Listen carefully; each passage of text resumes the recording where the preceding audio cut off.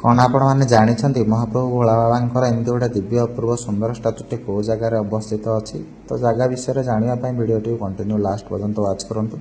तो hello hi हर हर महादेव। आज थी जेहेतु थर्ड पाली सोमवार तो आम बाबा गोरखनाथ पीठर जललाई करने आसलु। तो जललाई कर सारापर आम बाहरी आसलु बुलापाई आउ गोटे जगह को। तो आज आम आसिक पहुँची जाजपुर थी बाबा जगतेश्वर टेम्पल रे जोटा कि पूरा मिनी केदारनाथ नाम बहुत भल भाव परिचित सारा ओडिशा रे।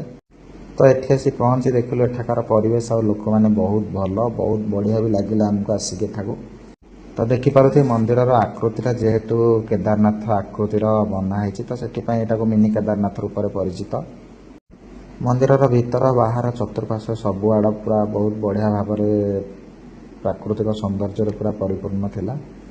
तो एठाक आसिक बहुत भल लगिला। तापर आम मैंने चलू मंदिर भीतर को प्रभु का दर्शन करने जेहेतु अलरेडी पहाड़ टाइम होता तो पहाड़ पड़जे बोले आम जल्दी जल्दी बाहर की पलि आसलु। मंदिर को एंट्री करने समय अन्य सब मंदिर भाया एठी भी थिला पाद धोईकी मंदिर भीतर पशिया।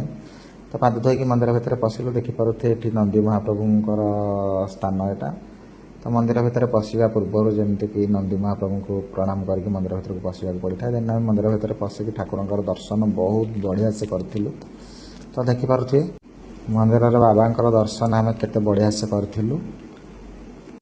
तो जेहेतु मध्याह्न धूपर टाइम हो जाता आम आसला बेलू तो मंदिर भीतरटा एमती धूप जेहेतु दिया चलता भोग होता ठाकुर पाखे। तो मंदिर भीतरटा धूपर एमती धूआं पूरा फुल हो जाता तो क्वालिटी एत क्लीयर आसपार ना भिडियो बट जहाँ भी आसी बहुत भल आसी बहुत बढ़िया से आम मैंने भी दर्शन करूँ बाबा दर्शन करके बहुत खुशी लगे। देन तापर आम पलि आसलु बाहर को। तो बाहर आसिक देखिली ये बाबा गोटे स्टाचू होती तो स्टाचूटा मतलब बहुत भल लगे कम जेहेतु सरीनी आ कलर है फिर भी देखा बहुत बढ़िया लगुला। तो या पाखे आम समस्ते ठिया होगी स्थान टे भल से फटो फटो नहीं जाइलु।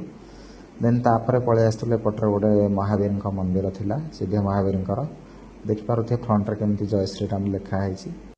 देन तापर मंदिर चारिपटे टे बुलाबुली करदे कि अन्य सब चारिपट टे भलरे देखी। तो मंदिर बाहर भ्यूटा पूरा आउटसाइड भ्यूटा फुल कैप्चर करने मो पाखे पॉसिबल नाला।